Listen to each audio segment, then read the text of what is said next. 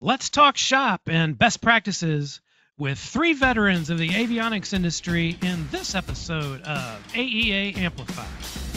From the Aircraft Electronics Association, this is AEA Amplified, a podcast for aviation's technology experts, with your host, Jeff Hill.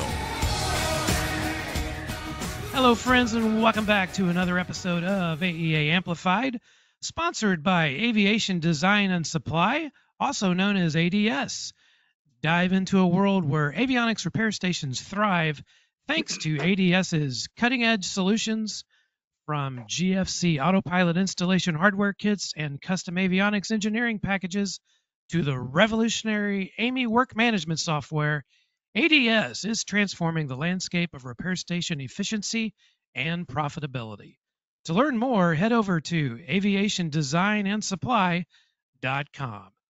I'm your host, Jeff Hill, and today is May 21st, 2024, and we're going to continue with our Shop Talk series that began just a few weeks ago when we had Brian Yablon of AirSense Avionics chatting with our very own Rick Perry, and they were talking about regulatory topics. And Brian and Rick are going to be back with us again next month with some more regulatory topics to discuss. But today we're going to turn over our Shop Talk conversation to three longtime AEA members, and they have several years of experience with insights to share on how they recruit and retain their staff, how they go about managing their inventory, and even the when and why and how they determine their shop rates. So joining us today, we're very fortunate to have Jaramey Ham. He is the president and co-founder of Aviation Design and Supply in Melbourne, Florida. And we also have Richard Authement of Autos Aviation in Bryan, Arkansas. And finally, we're joined by Dave Hainline of Ramona Avionics in Ramona, California. So Jaramey, let me turn it over to you and get out of the way to start the conversation with Richard and Dave, and I'll be back in a few minutes to wrap it all up. So Jaramey, take it away. All right, guys. Well, thanks for joining us today. This is it's going to be kind of fun. Y'all know that I've done business training classes through the AEA, through different at the AEA main conventions and at some of the connects. And some of the big things that I get asked all the time is, we all know how to turn wrenches, but how do we manage the day-to-day? How do we manage the administration side of the business? So I want to give you guys a chance to talk a little bit about who you are and how you got started. So Dave, let's start with you. Sure. Yeah, I'm Dave Hainline. I started my shop, Ramona Avionics, in 1990, and after a stint in the military, U.S. Navy, and at the time I thought, I'll start my own shop. It'll be easy and fun. Well, it was fun, but it wasn't easy, and kind of a long, hard road to become competent, really, to be honest. But since we've been growing, we're kind of stable shop. We don't grow very much because I'm limited by my facility, and employees are a big limiting factor. And I feel that trying to get too big too fast, or too big, period, you lose quality control. I can't keep my thumb on it if I have 6 or 8 or 10 installers. So I like to keep it at about 4 to 5. And that way I can control the quality. And so far that's working out really well. All right, Richard. Yeah, Richard Authement, originally from Hayes, Louisiana. Went in the Air Force and did communications and navigations work on C-130s for 20 years. Got out of that and, kind of had the same mindset as Dave. This will be fun and easy, right? So come to find out, Dave was 100% correct back in 90 as well. Fun, not easy. So we're also kind of in that growing phase because I've only been doing this full time for right at about a year and 3 months. So a little bit different phase than Dave. So I think we'll have some good back and forth on what we've done and where we're headed. Well, what I like about this is we have basically old school versus new school on some of these ideas. Dave, you've been doing this since the 90s. Richard, you're a youngster, so you're part of that, I'm going to just air quote, go millennial crowd. So when we talk about recruitment, you know, what do you guys look for? You know, Dave, you said you're looking for 4 to 5 employees, and Richard, I know you just hired some folks. Um, what do you guys do when you're looking and you're scouting out new techs? Dave? Yeah, it's the most difficult problem that I think we have is finding talent and competent installers and technicians. I recently, when I say recently, the last couple of years, I've tried everything I can think of. I'll pay anything, just give me an experienced guy, but nobody applies. And I get a lot of ex-military guys that apply, but honestly, I know what they know. So does Richard, they don't know what we have to do. They just don't have those skills. They have a good foundation, but they need to be taught, and it's extremely time consuming to teach them. So I've kind of adopted a different approach. I look for local talent who are mechanically inclined, motorcycle mechanics, car mechanics, painting, auto body guys, somebody smart, young that I can train. I think it takes me more time to train them, but I end up with an employee that I know what they know. I've taught them what they know, and it's been working out. I end up with some really good installers from the local economy. I'm kind of in the suburbs of San Diego, so I try to look for people local because I think they'll stay longer. I need a guy to stay probably 3 years, uh, so I can feel like I get the return on my investment. About you, Richard? How do you scout out new talent? Yeah, so like I was saying, I'm a little bit earlier in this process, so it was just me, up until I went full time, and then started realizing I needed some help. So what I've done is because I kind of took what we did in the Air Force and have kind of went that route. So I'm trying to get. We have a A&P school right down the road, right here in Little Rock. So I go to them and I find guys that want some part-time work while they're in school, and I start getting them trained up on avionics stuff while also helping them with their airframe and power plant stuff while they're in school. And that way we both benefit from it because I'm already training them, and they're part-time, so I pay them better than minimum wage, but not what the going rate for an avionics tech is. So it helps me because I can train them while they're still in school, and then when they get done, I give them an offer to work full time. So I've got one that is full time now, and I think the process so far has shown to work really well. And then the other side, because you can't run it just on new guys that have no experience. So right now I've got a guy that's got Air Force and Army experience, and then like Dave said, all I'm having to do is train them on the specific systems we're installing as far as how they interface. So I like that because then I don't have to teach them how to use a screwdriver or a pair of wire strippers. I just got to teach them how the RS-232 buses connect on these specific components, and that saves time. But the other guys, I have to teach them how to use wire strippers, which is fine, because I expect that from them. But getting them right out of school into a learning environment here, I think has been great. They don't have any lull between school aircraft and working in a hangar aircraft. So you're basically just trying to catch them before they get bad habits. Correct. Especially if they go into a straight airframe shop or a power plant shop, they're not going to learn any wiring stuff. So they're going to be, just. Dave, you want to chime in on that, Dave? Yeah. So the A&P school is a great idea, and if there's one close, that's a phenomenal resource. And I've kind of done that, but also it doesn't matter what kind of mechanic you are. If you can put things together and take them apart and use tools, know what tools are, you've got the groundwork. And A&P is just a notch above. I tell a story. I hired a kid quite a few years ago now, but he was right out of one of the big avionics schools in the Midwest, and I hired him sight unseen. He was 21 years old and just graduated this school, and he came to work for me. And after 3 days, I realized he didn't know what an Allen wrench was. And that's just because he's not a mechanic. He's not a fixer guy. He's not a tool guy. I let him go because I told him, boy, your parents wasted a lot of money on school and they didn't teach you what an Allen wrench was. So I think the basic mechanical ability translates really well into electronics and electricity.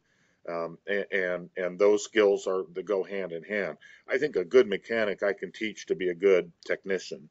And I'm an A&P myself, but I focus on electronics, and my A&P is kind of the lower of what I do. I think we don't do annuals or anything like that, but I think to find a good mechanically inclined person, guy that likes tools and has tools, is key to creating a good technician.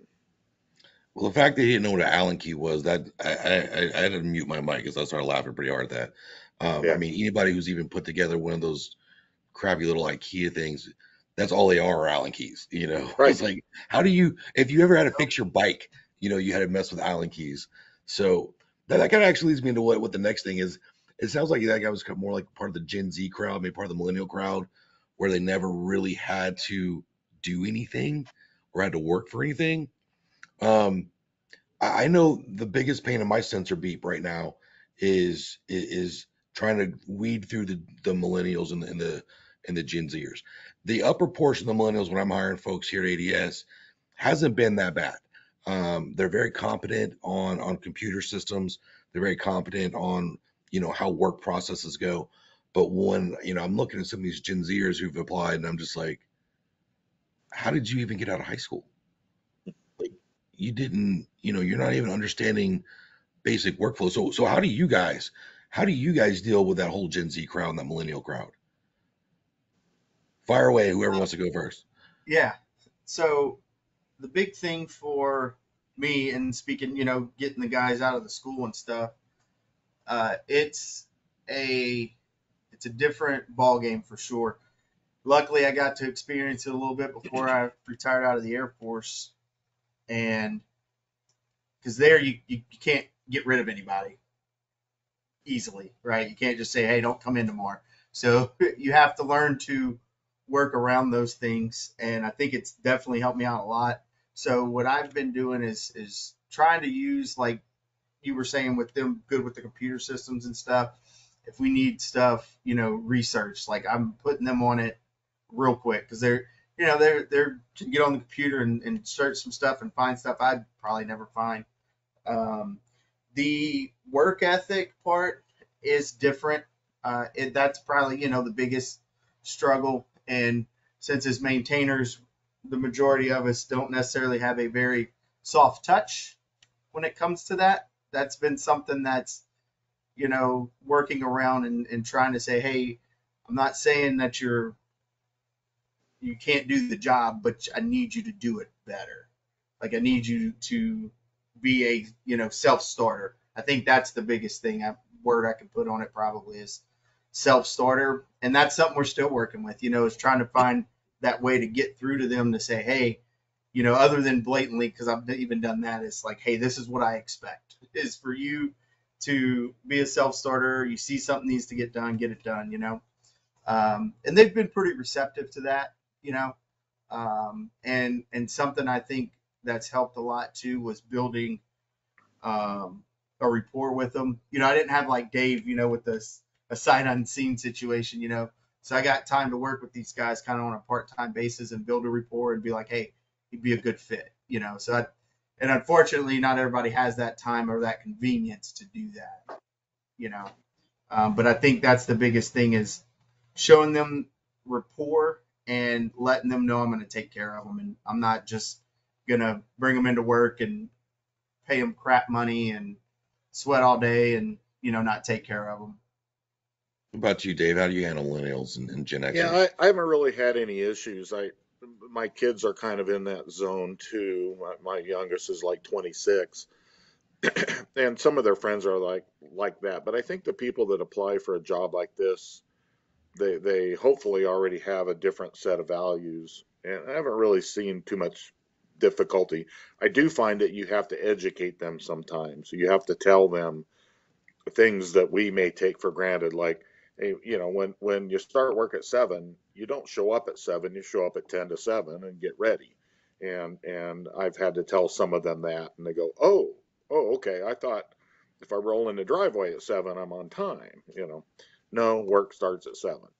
And but usually they're receptive to that, and I haven't had any issues with a millennial or G or a Z or whatever. I haven't had any issues with them pushing back against that. Um, and my personality is kind of, if you don't like what I tell you, you're going to go down the road anyway. I'm not gonna put up with the garbage. And they're receptive. I think I haven't had any issues with that. So. All right. Well, I brought that up. So, one of my good friends over at Aerovets, Clay, this is for you. Um, he brought the reason why he asked me to bring this up was so he actually told me a story of one of the Gen Zers, I guess they are, whatever these kids call themselves, however they self-identify. Um, so the shop that he was working for pays weekly, and he wanted to be paid bi-weekly, and he went to Clay and said, "Well, I want my check every 2 weeks. Can you pay me bi-weekly?" And he's like, "No, we pay weekly." And he's like, "Well, but I want to be paid bi-weekly." So have you guys ran into any situations like that where they have these weird, quirky demands? I mean, because I get the whole self-starter thing. Because the guys I have working here, they're the same way. I have to go tell them, hey, show initiative. If you see something, do something. I shouldn't have to come babysit you. And I do not have a soft touch. I've been scolded several times. I'm very mean to these kids. But I talked to them how I was talked to when I was cutting my teeth in work. It's like, no, do this, dumbass. Um, so, but have y'all had any of these weird requests from any of these younger folks? I haven't had anything like that at all. Yeah, I present them, here's how we pay, here's this and that, and nobody's really pushed back against that. All right, Yeah, I well, haven't. And it's funny you say that because I actually went to the school just to talk to them and stuff. They had a little career fair thing, and the three guys that I have working with me from out of there were like, there was other people come by and talk, and they'd be like, "Yeah, you don't want that guy, because he'll, because and that's good because even when I bring someone else in, they are going to be the ones working closer to them, turning wrenches with them. So I think that I got lucky and I found someone like Dave saying I hadn't had any of that, crazy request yet. Just more the personalities to work around than anything. all right. Well, I think we beat that pretty much to death. So let's talk about something else this is something that's actually really near my own personal heart. It's inventory. So you guys all know my background. I've been doing parts distribution for a long, long time in aerospace. So I have my own particular method of how I like to do my inventory personally.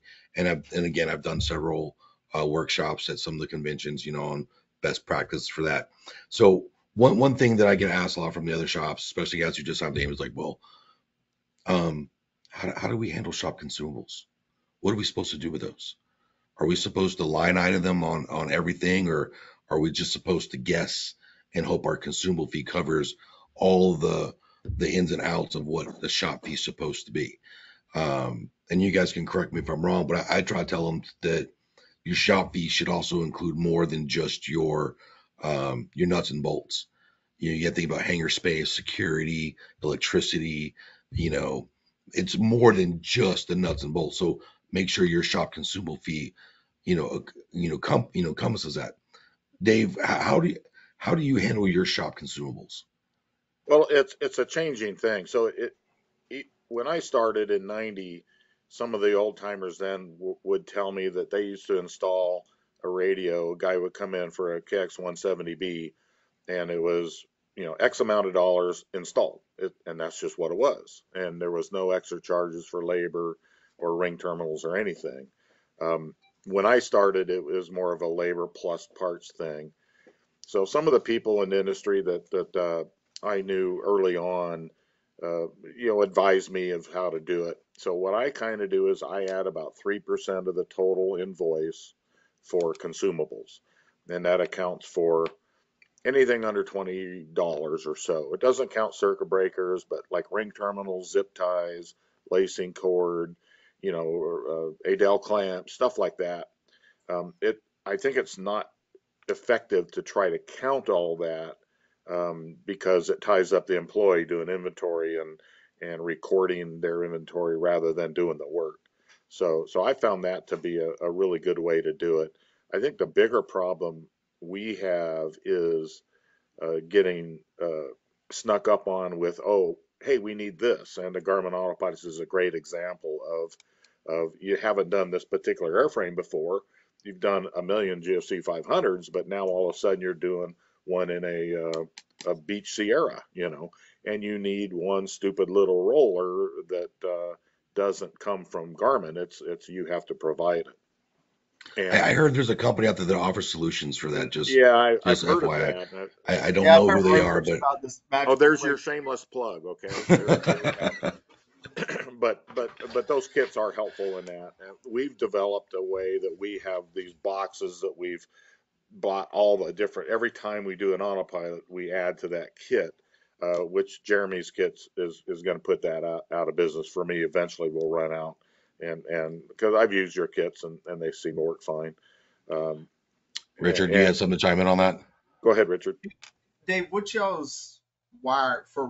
How does that fall into your consumables, or are y'all measuring that out? No, except for RG400, it falls into the consumable. RG400 being what, $4 or $5 a foot, you got to Right. put that as a line item. Again, my $25 rule, or if it's less than that or so, I don't worry. But we bill for breakers and switches. Those are all independent items. But yeah, it's a fine line between tying up your technician, keeping track of how many zip ties he pulls out of the bag, and he's not working then. He's not making you money when he's doing inventory. That's an overhead thing that I want to keep them working on airplanes as much as possible. Yeah, they're hired for direct labor, not indirect labor. So, Yep. now with that though, Dave, like, are you concerned about like lot numbers and traceability in case whatever happens, and if you do, how do you trace? I guess keep track of your lots. Yeah, that's a good question, and we are required to have traceability to our parts, and we do in a general way. But when you're buying, bags of 1,000 zip ties at a time, it's kind of a general lot code system that we have. So, but that's a tough one. Consumables are difficult to track with a lot code, and if you're not accounting specifically, it's nearly impossible. So far the FAA hasn't come down on me on the consumables, general hardware, nuts, bolts, washer stuff. But we do keep them segregated in bins with part numbers and stuff like that, and we do have the accounting information of where just about everything was purchased. So. I know one thing is I try to train my shops to do when I'm setting them up with Amy, and they're asking that question. One thing that I recommend, and you guys can tell me if this is a good idea or not, because I preach this like it's the gospel, Mark. What I recommend is that you have a let's say you buy, like you said, you bought 1,000 zip ties or whatever, right? So you would keep X number out on the floor, and then the rest in like a parts cabinet or parts room, and just deduct what you're taking out of the parts cabinet and move to the floor, so you can still keep that lot traceability. But it also, do we need to get that? No, it's okay. Okay, Sorry. it's all good. Well, I recommend by doing that, because not only that, but you were talking about earlier with autopilot kits, sometimes the parts will get away from you. You track what's on your shelf and not what's on the floor as far as inventory counts, so that way you don't get caught by surprise. What about you, Richard? How do you take care of that stuff? I like that idea. I see what you're just how you say devil's advocate on that one. For me, it's locations, right? To have two I guess separate locations. Say this is the main stock that we pull from for the floor. but at the same time, I don't like even the ones on the floor being loose, because then they kind of, they end up across the floor, right?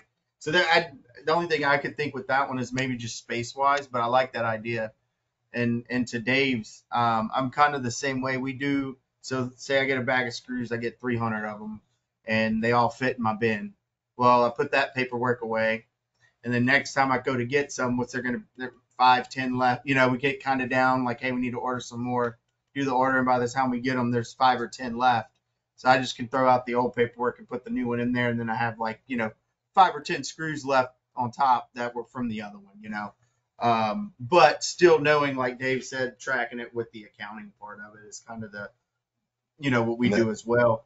And that works for you guys with FAA. They don't give you any, right. about And that. they haven't told us anything either yet.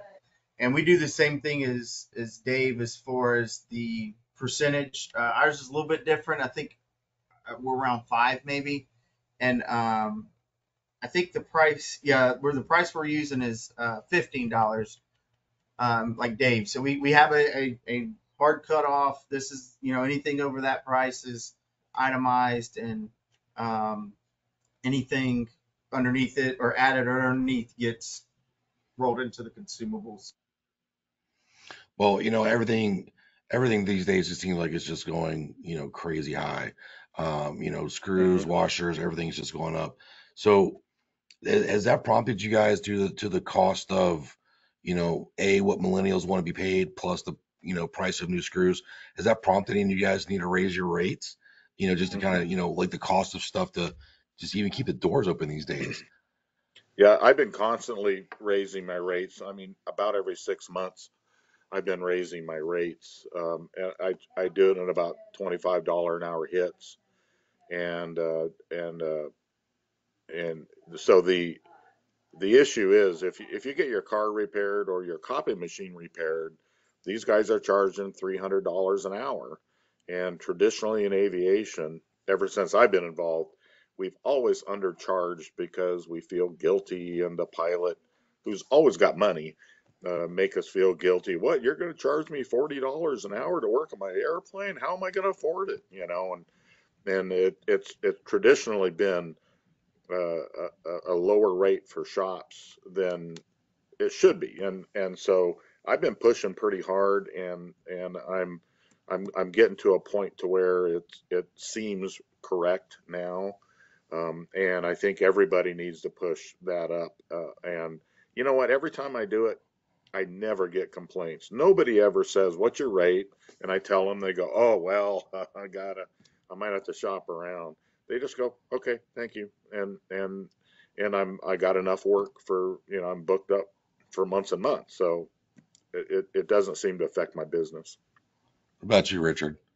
So when I went full time on it, I went up, and then I just went up again because we got the 2 full timers now for sure, and I'm with David. You get the customers that'll, complain about it and that, and I usually kind of, jokingly throw in there the, hanger in insurance, guys, we got to pay, and tech, because talent ain't cheap.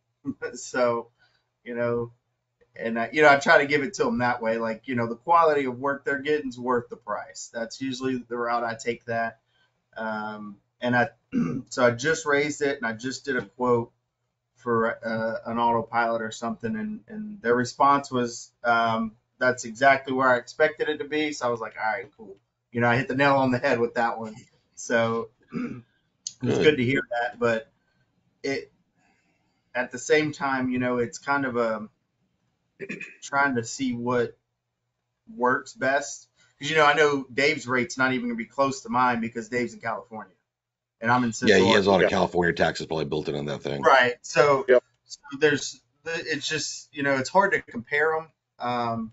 Even the A&P shop next door that we do work with, I can't even really compare mine to theirs, because they do annuals and engine changes and all that stuff, which is, a little bit different level. And, but what I've looked at was, with this price range raise, that I just did was kind of pricing it to the my target market. So, because we're starting to grow a little bit, and the planes that I was picking up that I had to pick up to make money, I don't have to pick those up anymore. So I've kind of adjusted it for that per se, as far as, the little 150s that the wings barely hanging on, and they want to put a big new screen in. I'm like, no, the plane's barely airworthy. I'm not, we're not getting into that anymore. So, back in a couple years ago, I'd have been all over it, right? But I think that's a big thing for a shop rate is think about your market and your target market and what they're paying everywhere, Well, one thing that I started talking about at one of the, I want to say it was Orlando a couple of years ago, not the one we just had, but a couple of years before that.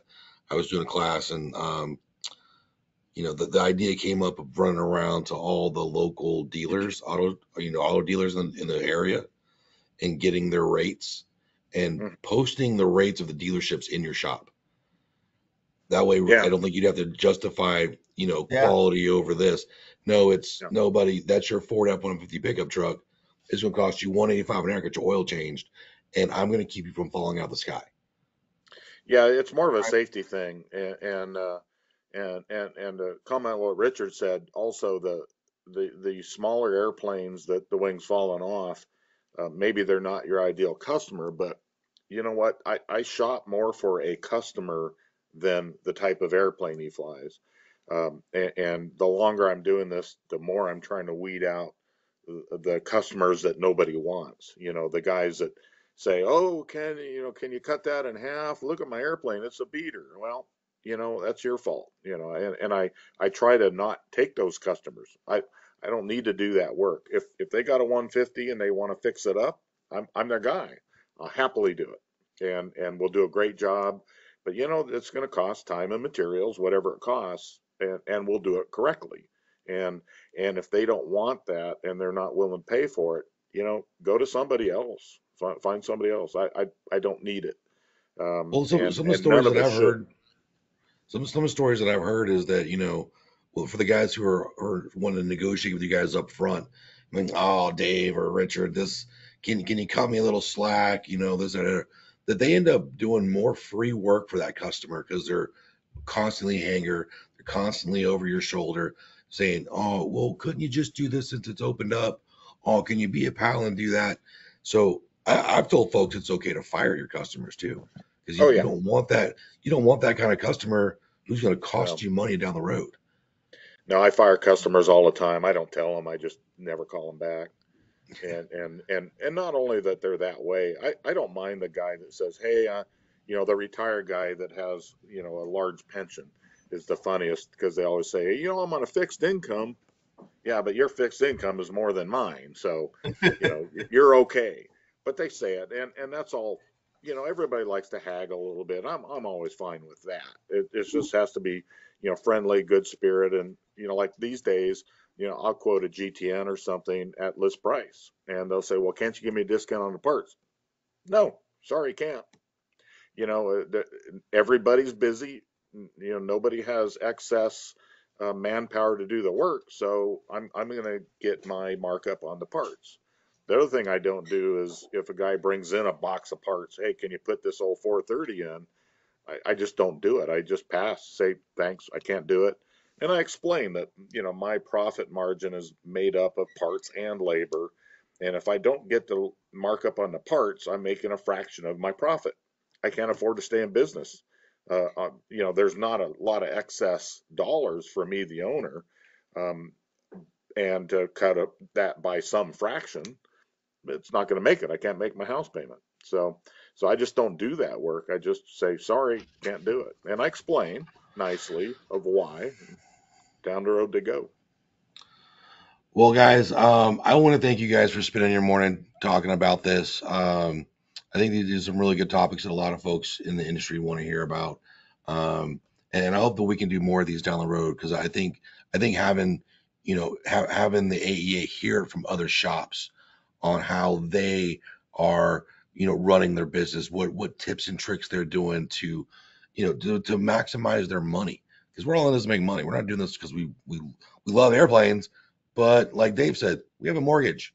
We've got kids going to college. We've got bills to pay, so we got to make our money. So I think that this was good, and I want to thank you guys today for spending some time with us.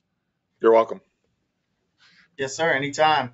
Hey, Jeremy, Dave, and Richard, thanks so much. And I also want to give a shout out. Dave and Richard had mentioned earlier that they've served in the military, and here we are. It's May 21st, and the month of May is National Military Appreciation Month.